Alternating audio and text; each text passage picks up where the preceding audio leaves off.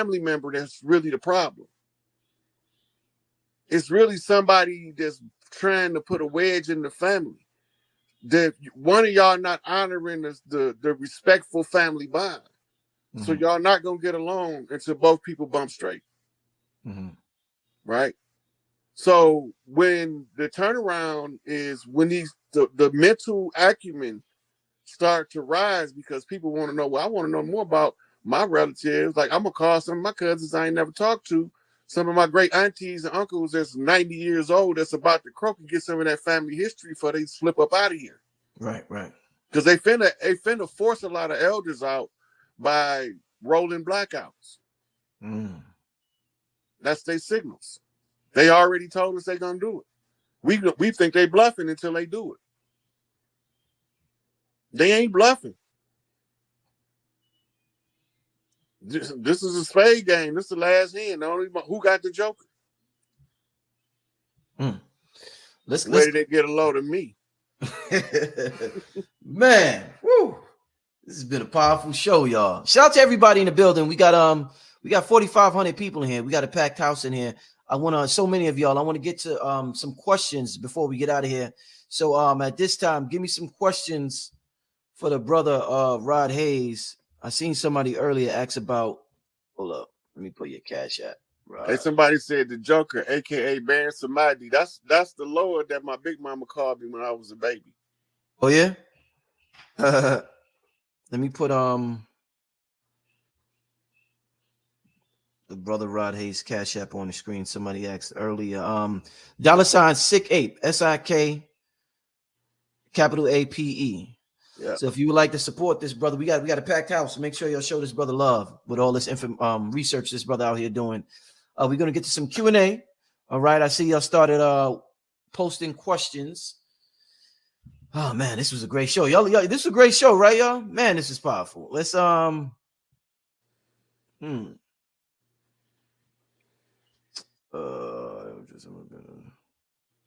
me hold up.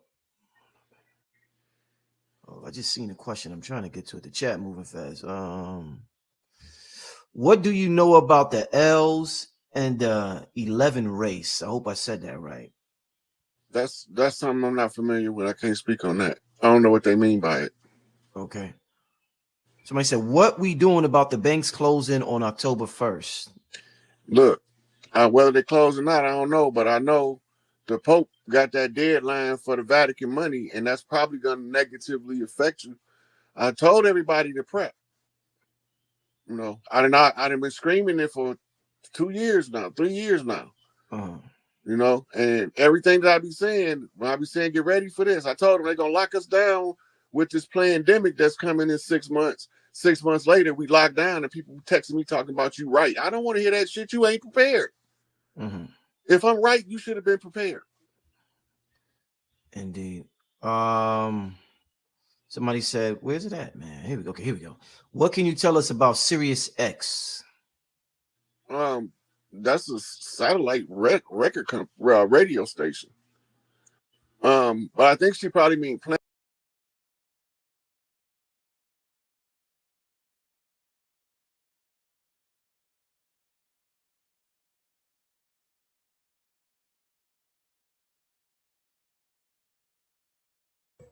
Before I met Elijah or Malcolm or God, any of them in the sacred halls, they put Master Fard Muhammad before me. He was old and wrinkled up, and I was fucked up. Because he wasn't supposed to be old and wrinkled up according to how they eat to live. But then he told me, because that was the first thing I want to know. If you God, right, and I'm talking to one they call Master Fard Muhammad, the Sufi mystic, the one that they're trying to figure out what happened to him. And I know what happened to him, and I know where he at. I know where the body was, and all that. But I'm not going to get into that because that's not necessary for this video. Master Fard Muhammad told me the reason why he was all wrinkled and aged. He said because he was done with this physical form. He said, I began to eat 3 meals a day. I said, well, why would you do that if you're supposed to eat 1 meal a day and you're supposed to do everything according to righteousness? He said, look, I ate 3 meals a day because it accelerates my decay. It accelerates my breakdown. It didn't make no sense to me.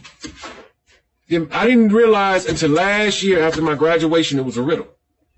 And this is what the riddle was. He was telling me that at this day and time, the old ways would be hampered by greed. That's what he was telling me. When he showed himself as being aged, he's telling me this is the old ways. This is the old stuff, the old energy. And it's going to be hampered from the rebirth of the new energy by the 3 meals a day represented the greed. Because according to How to Eat to Live, if you're eating 3 meals a day, you're greedy. That's just that simple. You're greedy. 7 deadly sins. Jealousy, envy, lust, greed, number 4. So greedy, what will make a person greedy? Deprivation. Deprivation is the fertilizer for greed. Who's been deprived? The American so-called Negro. Since he's been here, he's been deprived. Been deprived of everything that the Christ was deprived of in the crucifixion. He's been deprived of knowledge itself. Thorns on his head. Deprived of the right to build his own stuff with his hands nailed to the cross. Deprived of the right to walk the land freely with his feet nailed to the cross. And his blood has been contaminated against his will, thus seen by the spear of destiny as it mixes the blood in the urine. It's in your face. But I have to show you that it's in your face or you won't believe me. It's right there. The whole story is right there. So the judgment that Anu, who was authorized to issue a judgment because his rank was higher, issued the judgment on Nebuchadnezzar as the story is told. That's Hiram. That's the story of Hiram. Part of it. Part of it is in Ezekiel. Some of it is in the other lesser prophets. It's all there though. The whole, it's broke up. They use homonyms and synonyms. All of this stuff is relevant. They use star charts to confuse you because they know the stars not going to change. And that's one of the few things that they put in the books, no matter which one it is, that you can always check for frame of reference. They're not allowed to change anything stellar. If you see them write about a star, study that intently, because that's one of the few things that, according to the rules of this universe, they cannot change that on Earth where it cannot be referenced with the stars. Any book that they call a religious book, if it got stellar references, that's your starting point. Match the stars up first. Then match the stories up that fall under the stars. And then it'll clear itself up. You won't need nobody to do it for you. You won't need nobody. So this is why they keep telling you that there's astrotheology in the Bible, in the Quran, the Judaic religions. All they telling you is that everything man can change on Earth, he can't change the stars in the sky. So your elders, your ancestors, was wise enough to know this. So everything they did, they tied it directly to the stars so that you can read it in real time as it unfolds on Earth. And that's why I pointed out when I was telling everyone Hiram was raised. The stars point to the Orion belt. Who is Orion? The great and mighty hunter. Who was the great and mighty hunter? Nimrod. Who was Nimrod? The one they feared. Who was the one they feared? The only one they couldn't defeat, Sun Wukong. Well, what happened to Sun Wukong? Sun Wukong met the Buddha. The Buddha sent him to tame his Sakoma, his monkey man. He named him Hanuman as he became realized because he said, the Monkey King told the Buddha that no man may become God. They can all attain the level of a Hanuman. Look it up. It's no secret. It's all there. And so, if the Orion is the great hunter Nimrod, and if Nimrod is the only undefeated Sun Wukong, and the Sun Wukong went to the Buddha, the great wise one, and the great wise one told him he had to attain the wisdom of the ages before he could rule. And so he went on a journey to the west. Where would he go? Where would he go? If he's going on a journey to the west, where would he go? So at that time, the west was Africa. So he went to the Congo. So this is why they call him the King of the Congo. And they use a symbol of the gorilla, King Kong, because the gorilla is the only major mammal on the continent of Africa you will not find in the hieroglyphics. Now you got to ask yourself why. If they knew about chimpanzees and orangutans in Asia, well, not orangutans because they wrote about them over in India, but if they knew about chimpanzees in Africa, if they knew about baboons in Africa, and they knew about the elephant in Africa, and the lion, and the wildebeest, and they knew about stuff in the water that y'all ain't even seen yet in Africa, how the hell they didn't know about the gorilla? Well, spoiler. The only reason the gorilla is not in the hieroglyphics is the last totem clan to rise on earth before the ascent would be the gorilla clan. So they were not allowed to use that symbol because the reign of Hanuman had not come. The reign of the Monkey King, crowned in the Congo, had not come. So they can't use his symbols prematurely. If they try to use his symbols, they would violate the rules and lose power instantly and ruin everybody's ascent, even though it's been evil, wicked, and painful. The whole purpose of giving her only begotten son is that no human be thrown away like trash and nobody be left behind who does not choose to be left behind. The only way you can choose to be left behind in the final ascension of this era is by choosing to do things that bring down your natural higher vibratory rate. You have to draw yourself down to becoming lesser than what you are.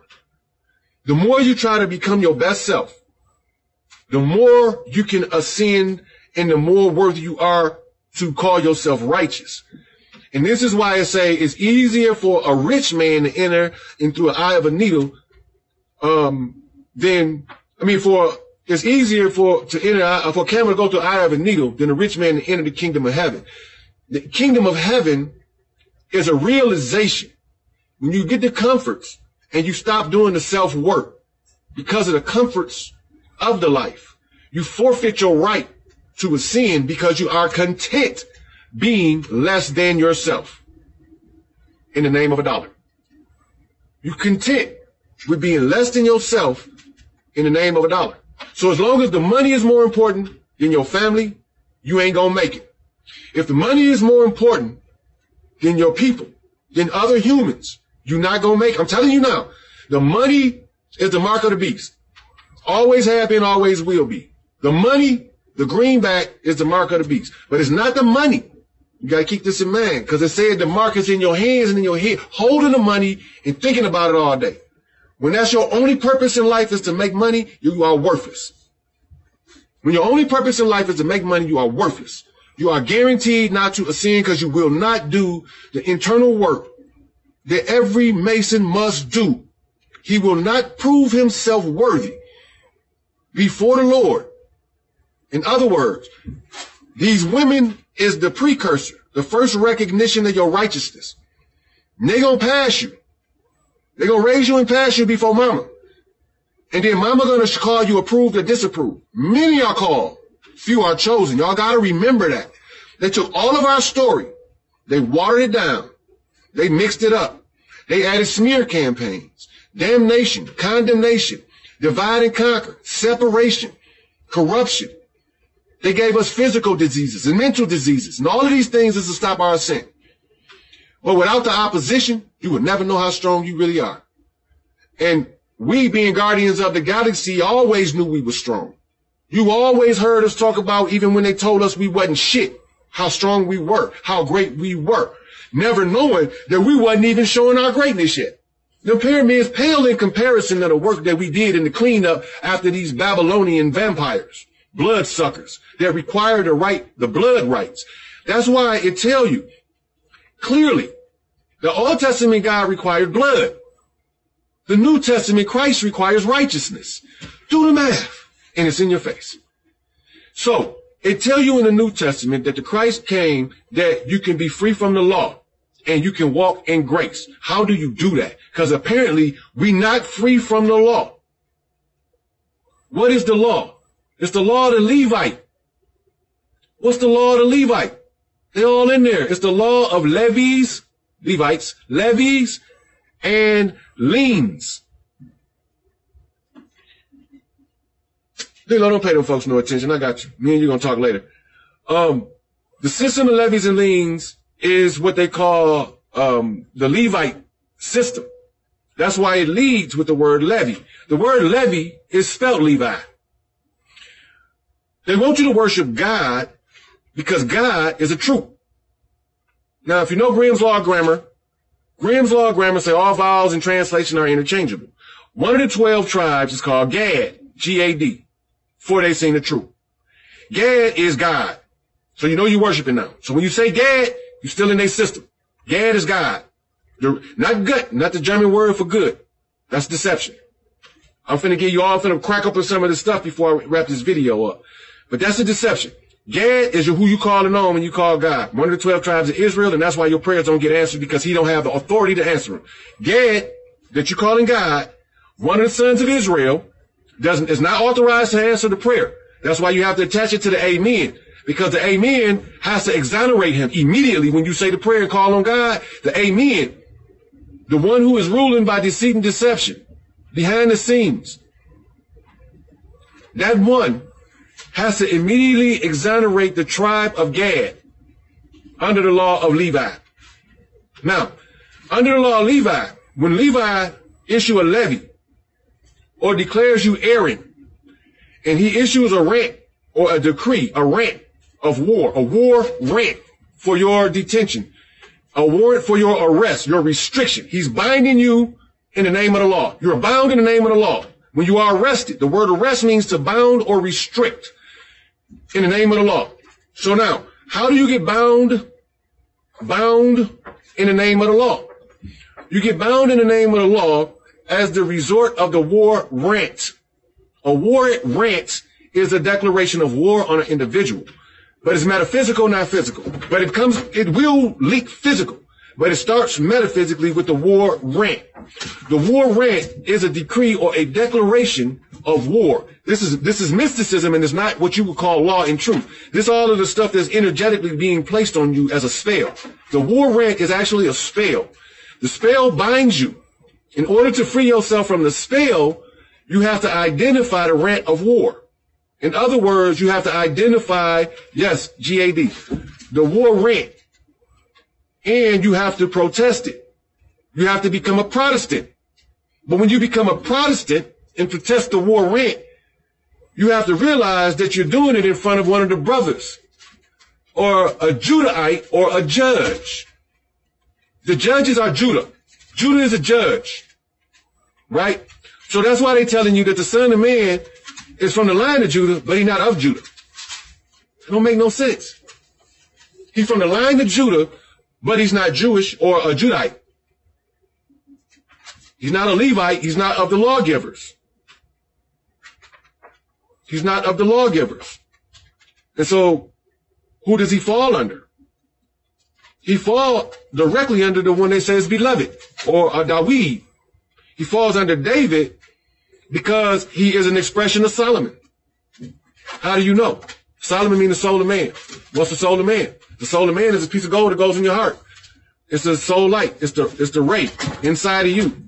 It's your pyramid, the pyro, your fire in the middle. Right?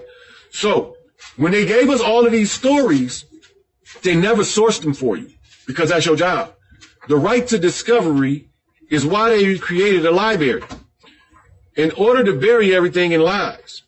Because you got to dig out the truth. That's your job. So they told you they destroyed the libraries of Alexandria. No.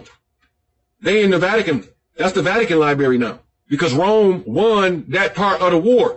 You got to remember, they called it Alexandria. Who conquered? Alexander. Who was Alexander? Alexander was the one who went in the Indus Valley to get the military doctrine that he needed to subjugate the rest of the world. The caste system.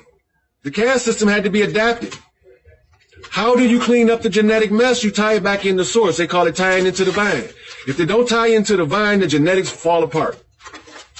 So, black people that's been oppressed for 400 years wonder why we don't get no awards at the Oscars and the Grammys, and why they don't recognize us when we sell 50 million records the same as they do with Justin Timberlake. You got the pyramids. You don't need that shit.